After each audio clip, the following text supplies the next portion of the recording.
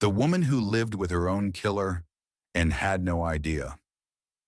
Fact or fiction? For years, Mary had haunting nightmares. Every time she closed her eyes, she saw a man with cold blue eyes standing over her bed. He would whisper the same thing every time. Not yet. She could never see his face clearly, but his presence was undeniable. The nightmares were so vivid, they felt like warnings. She never understood what they meant, until one night, when everything changed. That night, Mary woke with a start. Her heart pounded. Something felt off. The room was still, but she felt the weight of someone watching her. At first, she brushed it off, convincing herself it was just another nightmare. But when she glanced toward the closet, her blood ran cold. The closet door was slightly ajar, and from within, there was a faint creaking sound, almost like someone shifting their weight. With trembling hands, Mary approached, pulled open the door, and to her horror discovered a hidden trap door on the floor beneath a pile of clothes.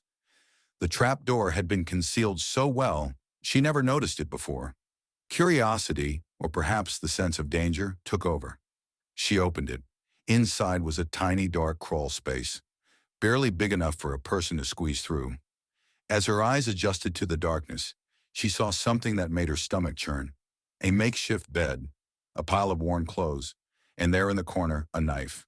The handle was engraved with a name, her name. A chill ran through her spine as she realized the unthinkable. Someone had been living in her house, watching her, waiting. Terrified, she immediately called the police. When they arrived, they carefully combed through the house, searching for any clues. What they uncovered was even more chilling. For months, someone had been hiding right under her nose, slipping in and out of the house at night. They discovered that a man, who Mary had never met, had been living in the crawl space. He knew her routines, her habits, and her vulnerabilities. He'd watched her sleep, listened to her every move. But there was something even darker lurking in the shadows. The police found out that this man wasn't just a stalker. He had been planning to kill her. The knife in the crawl space wasn't just a random tool. It was his weapon of choice. But the most terrifying part? The man was never found. Despite a lengthy investigation, no evidence ever led to him, and he simply vanished. Mary had been living in the same house with her future killer, completely unaware of the danger she was in. Was this just an eerie coincidence? Or was there something more sinister at play? Something beyond the explanation of an obsessed stalker? Fact or fiction? You decide.